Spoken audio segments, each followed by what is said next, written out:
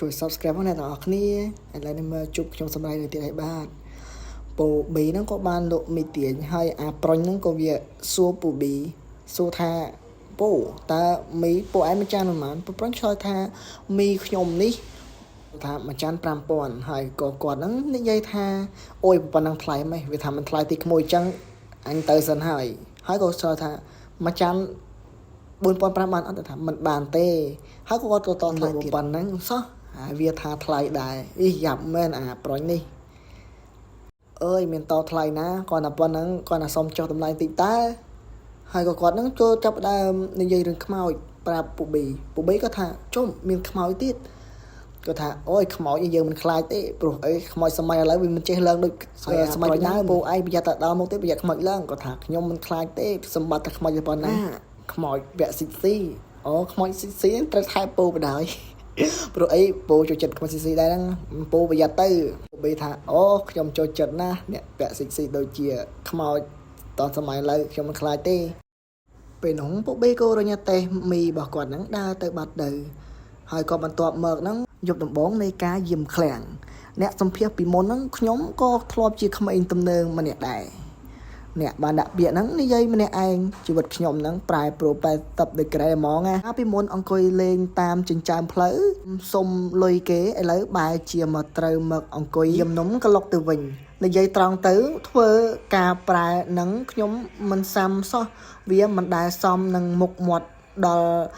កាច់សាហាវរបស់ខ្ញុំបន្តិចណាឡើយងាប់ហើយនេះទៅតែម៉ោង 11 យប់ទេតែកម្រិតអារម្មណ៍នឹងធ្វើឲ្យខ្ញុំហ្នឹង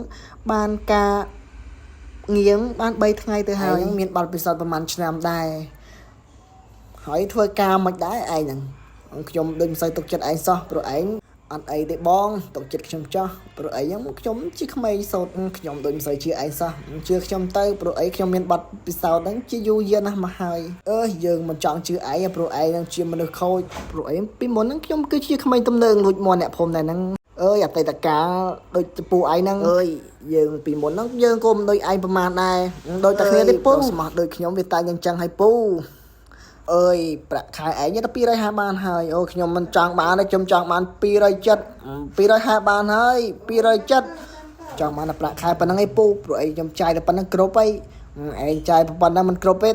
ពូឯងតែប្រកាន់អីខ្ញុំហ្មងព្រោះអីខ្ញុំជាមនុស្សបែបហ្នឹងទៅហើយឯងហ្នឹងខ្ញុំជាមនុស្សទំនើងឲ្យពូឲ្យជាប់អត់ឯងចង់ជាប់ចាំអញឲ្យជាប់ព្រោះអីឯងជាអ្នកភូមិមួយអញឯងដឹងប្រវត្តិអញច្រើនខ្លាំងណាបើឯងឲ្យឯងនេះនិយាយដើមអញពិតមែនហើយពូឯងធ្វើឲ្យអញវល់ពេញហ្នឹងទៅហើយនិយាយចុះឡើងមួយឯងដូចគ្មានសាច់ការអីសោះនិយាយចុះឡើងនឹងដូចអត់ប្រយោជន៍ដល់ហើយថាម៉េចនិយាយមួយខ្ញុំអត់ប្រយោជន៍ខ្ញុំខំសំភាសការងារទាំងមួយពិតមែនហើយពេលណាបានចប់កាលណាបានចប់អញសំភេរឲ្យឡើងច្រើនឲ្យឆ្លើយក៏ឆ្លើយមិនគិតនេះអញឡើងហត់គាត់សំភេរចប់ហ្នឹងក៏មេការហ្នឹងក៏ឲ្យទៅយាមឃ្លាំងបដោយឃ្លាំងនេះមិនក៏ស្ងាត់ម្លេះស្ងាត់សំបីតែក្ដុលឆ្មាហ្នឹងក៏គ្មានមួយដែរមិនដឹងយ៉ាងម៉េចយ៉ាងម៉ាទេយប់នេះដេកម្នាក់ឯងផងឃ្លាំងប្រព័ន្ធណៃឲ្យខ្ញុំដេកម្នាក់ឯងដើម្បីប្រាក់ខែដើម្បីជីវភាពដោយសារអីយើងមិនមានដូចគេព្រោះអីយើងធ្លាប់តែដើរសុំទានគេនៅចាមផ្លូវឥឡូវនេះមកធ្វើការប្រាក់ខែញើសឈាមខ្លួនឯងម្ដងមើលទៅក្រៅបន្តិចក៏លោកបានជួបខ្មោចញ៉ៃខ្មោចលេងចឹងណាអ្នកនរគ្នា